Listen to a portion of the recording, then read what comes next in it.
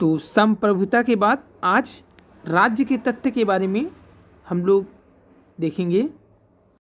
Political science TGT PGT के लिए ये हैंड रिटेन नोट्स। सभी दोस्तों को नमस्कार। राज्य के तथ्य, तो जो राज्य के तत्व होते हैं उसमें कौन कौन होते हैं? जनसंख्या, भूभाग, सरकार और संप्रभुता होती है। ये राज्य के क्या होते हैं? तत्व होते हैं। राज्य की परिभाषा क्या है? राज्य परिवार और ग्रामों का एक ऐसा समुदाय है जिसका विकास आत्मनिर्भर जीवन की प्राप्ति के लिए हुआ है। सुंदर जीवन के लिए इसकी आवश्यकता बनी रहे। राज्य की जो सबसे अच्छी परिभाषा दिया है वो गार्नर महोदय ने दिया है और लिखा है, राज्य ऐसे लोगों का समुदाय है जो एक निश्चित भूभाग पर रहता है, जो एक सरकार द्वारा नियंत्रित हो, जिसकी आज्ञा का पालन लोग स्वभावना से करते हों। ये गार्नर महोदय का सबसे फेमस और प्रसिद्ध है, जो बार बार एग्जाम में भी पूछा जाता है कि राज्य ऐसे लोगों का समुदाय है जो एक निश्चित भूभाग पर रहता है, जो एक सरकार द्वारा नियंत्रित होता है और जिसकी आज्ञा का पालन लोग स्वभावना से करते हैं। वहीं विल्सन महोदय के अनुसार राज्य एक कानूनी रूप से संगठित जनता है। राज्य कानूनी रूप से संगठित जनता है, जबकि ब्लंटसली महोदय के अनुसार राज्य राजनैतिक रूप से संगठित जनता है। तो विल्सन महोदय कह रहे हैं कि कानूनी रूप से, लेकिन ब्लंटसली महोदय के अनुसार ये राजनीतिक रूप से है। वहीं ट्राइटिस्टी के अनुसार राज्य शक्ति है, जबकि ओपन हियर महोदय के अनुसार राज्य एक वर्ग व्यवस्था है। ईस्टर्न महोदय ने कहा है कि राज्य नैतिक व्यवस्था ही राज्य है, यानी ईस्टर्न के राज्य परिभाषा के अनुसार राज्य नैतिक व्यवस्था ही राज्य है, अथवा राज्य राजनैतिक व्यवस्था है। राज्य क्या है? राजनैतिक व्यवस्था है ईस्टर्न महोदय के अनुसार। वही हिगल महोदय के अनुसार राज्य पृथ्वी पर ईश्वर का अवतरण है। अरस्तु के अनुसार राज्य परिवार एवं ग्रामों का ऐसा संगठन है जिसका उद्देश्य आत्मनिर्भर की प्राप्ति है। अरस्तु महोदय के अनुसार राज्य परिवार एवं ग्रामों का ऐसा संगठन है जिसका उद्देश्य आत्मनिर्भर की प्राप्ति है। वहीं मैक्स वेबर के अनुसार राज्य वह इकाई है जिसके पास दंडकारी शक्ति का एकाधिकार है। गोंदा महोदय के अनुसार राज्य परिवार और उसकी सामान्य संपत्तियों का एक ऐसा समूह होता है जो सर्वोच्च शक्ति और विवेक द्वारा शासित होता है। राज्य परिवारों और उसकी सामान्य संपत्तियों का एक ऐसा समूह है जो सर्वोच्च शक्ति और विवेक द्वारा शासित होता है। हर्बर्ट स्पेंसर महोदय ने कहा है कि राज्य जो है एक व्यापारी संस्था है जो व्यक्तियों की परस्पर सुरक्षा का आश्वासन देता है। राज्य एक व्यापारिक संस्था है जो व्यक्तियों के परस्पर सुरक्षा का आश्वासन देता है। अब देखिए राज्य और राष्ट्र। तो राज्य शक्ति का केंद्र है, राष्ट्र एका की भावना है। तो ये जहाँ शक्ति का केंद्र है वहीं राष्ट्र एका की भावना है। जाति, जिला, राष्ट्र दो लोगों जैसे कोचिंग में जाते हैं तो अगर कोई भी कास्ट होगा वहाँ पे तो वो लोग कास्ट के आधार पे जान पहचान करेंगे। लेकिन मान लीजिए अगर आप जिला में जाते हैं तो दो लोग किसी ज़िले में गए और दोनों एक ही ज़िले के निकले तो वहाँ पे इस हिसाब से क्या होगा, पहचान बनेगी।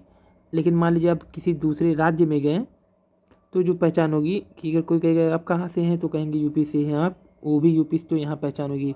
दूसरे देश में अगर जाएंगे जैसे, तो अगर आप वहाँ के रहेंगे तो अगर आप भारत से गए हैं, कोई वहाँ भारत का मिल गया तो आपकी पहचान हो जाएगी। तो राज्य के पास संप्रभुता होती है, राष्ट्र के पास नहीं होती है। राज्य शक्ति का प्रतीक है, राष्ट्र निष्ठा, भक्ति या एकाकी भावना है। तो राज्य के पास खुद की संप्रभुता होती है, राष्ट्र के पास ये नहीं होती है। राज्य शक्ति का प्रतीक है, राष्ट्र निष्ठा, भक्ति या एकाकी भावना है। राज्य भौतिक अवधारणा है जबकि राष्ट्र मनोवैज्ञानिक या आध्यात्मिक अवधारणा है। वास्तव में मेरा गांव मेरा देश की भावना ही राष्ट्र है या एकाकी भावना है जो समान इतिहास, भूगोल, संस्कृति, जाति, धर्म और समान कष्ट के आधार पर विकसित होते हैं। जहाँ तक भारत में राष्ट्रीयता की विकास की बात है तो डॉक्टर इकबाल और जिन्ना की जोड़ी का कहना था कि भारत में राष्ट्रीयता की भावना का विकास धर्म के आधार पर हुआ है, इसलिए भारत में दो राष्ट्र हैं, हिंदू राष्ट्र और मुस्लिम राष्ट्र। यदि दो राष्ट्र एक राज्य में रहेंगे तो गृह युद्ध जैसी स्थिति पैदा होगी, ऐसे में राज्य कमजोर हो जाएगा। अतः इन दोनों ने दो राष्ट्रों के सिद्धांत के आधार पर भारत के विभाजन की मांग की, लेकिन गांधी जी का कहना था कि भारत में राष्ट्रीयता का विकास के लिए सुभाष चंद्र बोस ने उनको राष्ट्रपिता कहा।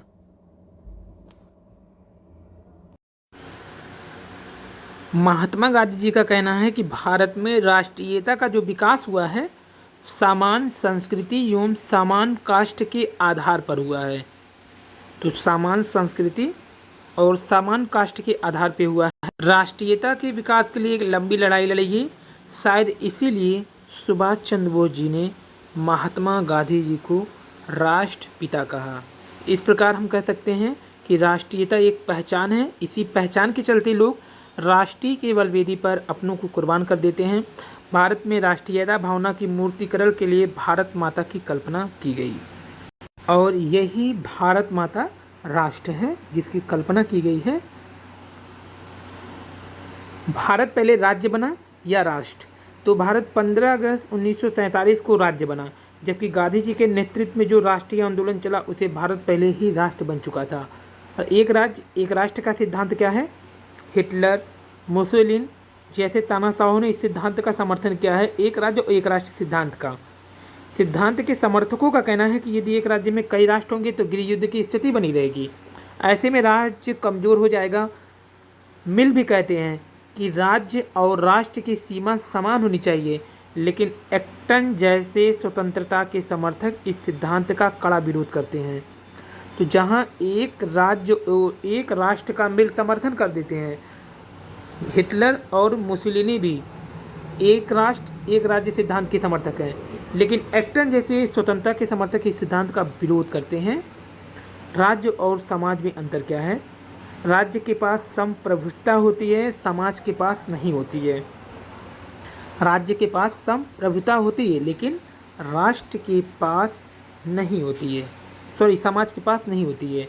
राज्य के पास दंडकारी शक्ति होती है, समाज के पास केवल नैतिक शक्ति होती है। जो समाज है केवल नैतिक शक्ति का मालिक होता है, जबकि राज्य दंडकारी शक्ति। राज्य सीमित है, समाज व्यापक है। चौथा है, मैकाइवर अपने पुस्तक मॉडर्न स्टेट में लिखते भी हैं कि राज्य समाज का ना तो समवयस्क है और ना ही समरूप है। राज्य सीमित है, समाज व्यापक है। ये कथन इनका है मैकाइवर का, जो अपनी पुस्तक मॉडर्न स्टेट में लिखते हैं कि राज्य समाज का ना तो समवयस्क है और ना ही समरूप है। राज्य और समुदाय। राज्य के संप्रभु सत्ता होती है, राज्य के संप्रभु सत्ता होती है, समुदाय के पास प्रभु सत्ता नहीं होती। राज्य की सदस्यता अनिवार्य होती है, समुदाय की अनिवार्य नहीं होती। तीसरा है, राज्य अस्थायी होता है, समुदाय अस्थायी होता है, बदलता रहता है। समुदाय किसी उद्देश्य के लिए ही संगठित किए जाते हैं, उद्देश्य पूरा हो जाने पर समाप्त भी कर दिए जाते हैं। तो ये है राज्य और समुदाय में अंतर। राज्य और सरकार देखें तो राज्य एक अमूर्त अवधारणा है, जबकि राज्य की इच्छा प्रकट करने वाला सरकार जो होता है वो मूर्त अवधारणा है। जो राज्य की इच्छा होती है वो सरकार के माध्यम से प्रकट किया जा सकता है। यहाँ पे देखिए, राज्य एक अस्थायी है जबकि सरकार आती जाती रहती है। तो पहले पॉइंट में अगर देखें हम तो राज्य को एक अमूर्त अवधारणा मानेंगे, लेकिन जब राज्य की इच्छा जो होगी वो प्रकट करने के लिए एक सरकार होता है, ये मूर्त होता है, क्योंकि सरकार क्या होगा? मूर्त। राज्य अमूर्त। राज्य अस्थायी है जबकि सरकार क्या है? अस्थायी, आती जाती रहती है। संप्रभु शक्ति राज्य के पास होगी, संप्रभु शक्ति राज्य के पास होगी, लेकिन जो प्रयोग करने की शक्ति किसके पास होगी? सरकार के पास होगी। राज्य के उत्पत्ति के सिद्धांत। तो राज्य की जो उत्पत्ति का सबसे पुराना सिद्धांत है दैवी उत्पत्ति का सिद्धांत। इसके जनक जो हैं जेम्स प्रथम माने जाते हैं, जेम्स प्रथम है इसके जनक। दैवी उत्पत्ति का सिद्धांत सबसे पुराना सिद्धांत। फिर दूसरा है बल सिद्धांत, इसके जनक ओपेनहाइमर। और प्रतिसत्तात्मक और मातृसत्तात्मक समाजशास्त्री सिद्धांत हैं, जनक हैं सर हेनरी मैन। बल सिद्धांत और प्रीति और मातृ सत्तात्मक ये दोनों समाजशास्त्री सिद्धांत के अंतर्गत आएंगे। ये दोनों सिद्धांत एक साथ जो है किसके अंतर्गत आएंगे? समाजशास्त्री। लेकिन जहाँ बल सिद्धांत के जनक ओपेनहाइमर हैं, वहीं प्रीति और मातृ सत्तात्मक के जनक सर हेनरी मैन है। Sir Henry man. सामाजिक समझौता सिद्धांत सबसे अधिक विवादित सिद्धांत है ये। वहीं विकासवादी सिद्धांत सर्वाधिक मान्यता प्राप्त सिद्धांत है। छठा है मार्क्सवादी सिद्धांत। अब राज्य की उत्पत्ति का पहला पॉइंट देखते हैं, दैवी उत्पत्ति का सिद्धांत। समर्थक कौन कौन है? फिल्मर है, पैट्रियाको के लेटरो, ये सब इसके समर्थक हैं। जेम्स प्रथम लॉ ऑफ फ्री मोनार्की यानी स्वतंत्रता राजतंत्र का सिद्धांत, लुई 14वां, ये समर्थक में आते हैं राज्य की उत्पत्ति दैवी सिद्धांत की। मान्यता क्या है? राज्य ईश्वरीय सृष्टि है। राजा पृथ्वी पर ईश्वर का प्रतिनिधित्व करता है। ये तीनों समर्थकों के अनुसार राज्य ईश्वरीय सृष्टि है। राजा पृथ्वी पर ईश्वर का प्रतिनिधित्व करता है, अतः किसी भी स्थिति में राज्य का उल्लंघन नहीं किया जा सकता। यह सिद्धांत राजशाही ने पोपशाही के विरुद्ध ही दिया था। राजाओं की निर्कुंज सत्ता को स्थापित किया जा सके। किसके विरुद्ध दिया गया था? पोपशाही के विरुद्ध दिया गया था। कौन दिया था? राजशाही।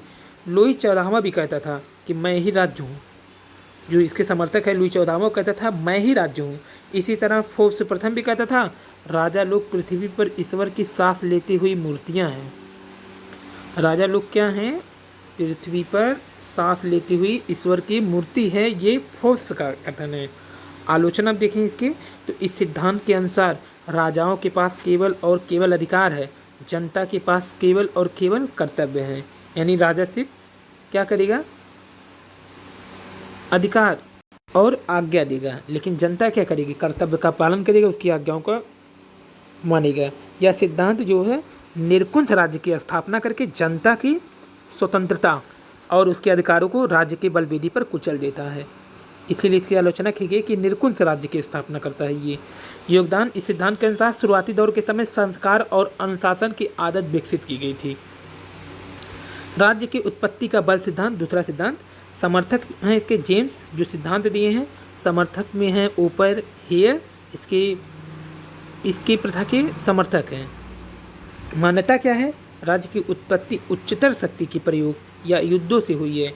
वाल्टेयर प्रथम राजा एक भाग्यशाली योद्धा था। जो वाल्टेयर था एक प्रथम भाग्यशाली क्या था? योद्धा था। ये शुरुआती दौर में पशु एवं जमीन के लिए युद्ध हुए होंगे। युद्ध में जो विजेता होगा वही राजा बना होगा। इसी को कहते हैं बल शक्ति, यानी जिसके पास बल उसी के पास क्या था? राज्य। तो ये बल शक्ति सिद्धांत में समर्थक ओपर हियर, जेम्स, इन्होंने सिद्धांत दिया। तो ये शक्ति प्रयोग से हुआ और कहा जाता है वाल्टेयर प्रथम राजा एक भाग्यशाली योद्धा था। वाल्टेयर जो था प्रथम भाग्यशाली योद्धा था, राजा भी था। ये शुरुआती दौर में पशु और जमीन के लिए युद्ध होंगे, तो इस युद्ध में जो विजेता बना वही राजा बन गया।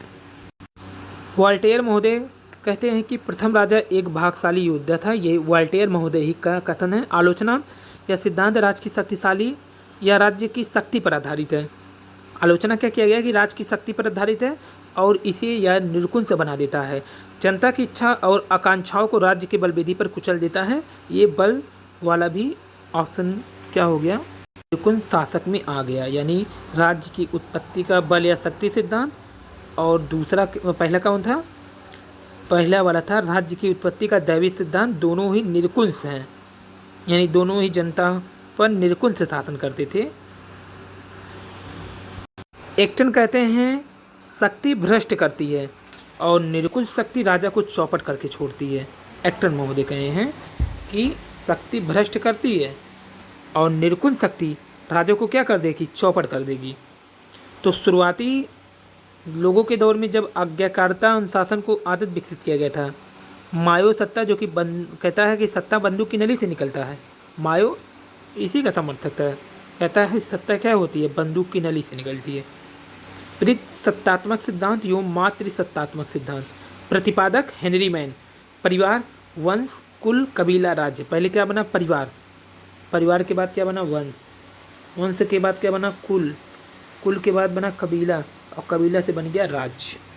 तो परिवार, वंश, कुल, कबीला, राज्य। यह सिद्धांत रक्त संबंध पर आधारित है। इस सिद्धांत के अनुसार छोटी इकाई से बड़ी इकाई का विकास निम्नलिखित क्रम में होता है। पहले परिवार बनेगा, फिर वंश, फिर कुल, फिर कबीला, फिर राज्य। मातृसत्तात्मक सिद्धांत के प्रतिपादक है मार्गन महोदय, समर्थक थे बेचोफन। यह सिद्धांत भी रक्त संबंध पर आधारित है। रक्त संबंध का निर्धारण महिला से मानता है। पहले बड़े बड़े कबीला हुआ करते थे, उसकी मलकिन महिला हुआ करती थी। जब कबीला टूटे तो कुल, कुल से वंश, वंश से परिवार, परिवार से ही राज्य का विकास हुआ। इसी छोटी इकाई से राज्य बना। कबीला, कुल, वंश, परिवार, फिर राज्य। कबीला, वंश, कबीला, फिर कुल, कबीला से देखिए यहाँ पे कबीला, फिर कुल, फिर वंश, तब परिवार, और परिवार से राज्य बन गया। और मातृसत्तात्मक में देख लीजिए, और प्रतिसत्तात्मक में, तो प्रतिसत्तात्मक में पहले क्या बना था, छोटी इकाई से देखिए, पहले बना परिवार, फिर बना वंश, फिर बना कुल, फिर बना कबीला, और तब बना राज्य। लेकिन मातृसत्तात्मक में देखिए, पहले बना कबीला, कबीला बना, कबीला से क्या बन गया, कबीला से बन गया फिर कुल, फिर वंश, तब परिवार, तब राज्य। ये मातृसत्तात्मक। और ऊपर वाला ये हो गया आपका प्रतिसत्तात्मक। तो जहाँ मातृसत्तात्मक के जो समर्थक हैं वो हैं मैक, लेनन, मार्गन, जैक्स तथा वेसोफोन। अगर देखिए यहाँ पर हेनरी मैन प्रतिसत्तात्मक के क्या हैं, समर्थक हैं आधुनिक समय में। लेकिन अगर पूछा जाए सिद्धांत का प्रबल समर्थक प्राचीन में, तो अरस्तु इसके प्रबल समर्थक थे प्राचीन काल में। और यहाँ सामाजिक समझौता सिद्धांत, ये सबसे अधिक विवादित समझौता सिद्धांत है, ये नहीं पूछा जाता। विकासवादी सिद्धांत भी ये सबसे ज़्यादा मान्यता प्राप्त सिद्धांत है। तो सामाजिक समझौता सिद्धांत में क्या होता है, यह सिद्धांत राज्य की उत्पत्ति के दैवी सिद्धांत की प्रतिक्रिया के स्वरूप, ये किसके प्रतिक्रिया के स्वरूप हुआ, दैवी सिद्धांत के प्रतिक्रिया के स्वरूप सामाजिक सिद्धांत जो है ये आया, सामाजिक समझौता सिद्धांत अस्तित्व में आया। इस सिद्धांत के अनुसार क्या होता है कि राज्य की रचना मनुष्यों ने आपस में एक समझौता करके किया। राज्य एक मानवीय संस्था है, राज्य का निर्माण व्यक्तियों ने आपस में मिलकर किया, इसलिए व्यक्ति साध्य और राज्य साधन है। ये व्यक्ति को साध्य मानता है, जो सामाजिक सिद्धांत है ये व्यक्ति को क्या मानता है, साध्य, और राज्य को क्या मानता है, साधन। व्यक्ति को साध्य मानता है सामाजिक समझौता सिद्धांत, राज्य को क्या मानता है, साधन। यह कहकर इस सिद्धांत ने व्यक्तिवाद की नींव डाली। राज्य व्यक्तियों की रचना है, इसलिए राज्य एक कृत्रिम संस्था भी है। व्यक्तियों ने जिसके लिए राज्य की स्थापना किया, राज्य को वही कार्य करना चाहिए। तो यह एक यंत्र है, इसलिए सिद्धांत को यंत्रीय सिद्धांत भी कहते हैं। कभी कभी पूछा था सामाजिक समझौता सिद्धांत को और किस नाम से जानते हैं, तो यंत्रीय सिद्धांत, क्योंकि यंत्र है ये, तो यंत्रीय सिद्धांत के नाम से भी जानते हैं। और ये कृत्रिम संस्था है। तो सामाजिक सिद्धांत में जो है उदारवादी सिद्धांत भी कहते हैं, इसी को उदारवादी सिद्धांत भी कहते हैं। सामाजिक समझौता सिद्धांत को उदारवादी सिद्धांत भी कहा जाता है। तो इसे उदारवादी या यंत्री या सामाजिक समझौता सिद्धांत के नाम से जाने जाते हैं। इसकी मान्यता है कि व्यक्ति जो होता है, राज्य व्यक्तियों की आपसी सहमति का परिणाम है। इसी प्रकार सहमति शब्द का प्रयोग करके इसने लोकतंत्र की नींव डाल दिया था। यह 17वीं और 18वीं शताब्दी में अधिक प्रचलित था। अमेरिका और फ्रांसीसी क्रांतियाँ इसी सिद्धांत से क्या थी, प्रभावित हुए थे। देखिए ये भारतीय भी और यूरोपीय दोनों परंपरा में पाए जाते हैं। भारत में महाभारत के शांति पर्व में व भीष्म तथा पर्व कौटिल्य की अर्थशास्त्र में सामाजिक समझौते सिद्धांत का समर्थन किया गया है। तो यूरोपीय परंपरा में यह सिद्धांत सोफिस्ट विचारधारा में पाया जाता था। सोफिस्टों के अनुसार क्या होता है, राज्य एक कृत्रिम संस्था है, राज्य का निर्माण मनुष्यों ने आपस में मिलकर किया है। आधुनिक काल में इस सिद्धांत का सर्वप्रथम प्रतिपादन जो किया है वो है रिचर्ड हुकर। रिचर्ड हुकर ने किया है। सैम्फेनडॉर्फ, स्पिनोजा, ग्रोसस आदि ने इसका समर्थन किया। लेकिन इस सिद्धांत को स्पष्ट रूप से प्रतिपादन करने का अगर श्रेय देखेंगे तो हाथ लाख रूसों को है, सामाजिक सिद्धांत को। ये पूरा बड़ा कॉन्सेप्ट है राज्य की उत्पत्ति का जो है, ये सामाजिक सिद्धांत बहुत इम्पोर्टेंट भी है। तो ये समरी में बता दिया गया। अब ये पूरा नेक्स्ट वीडियो में इसका वीडियो जल्द आएगा। तब तक के लिए नमस्कार। चैनल पे नए हैं सब्सक्राइब कीजिए। धन्यवाद, थैंक यू।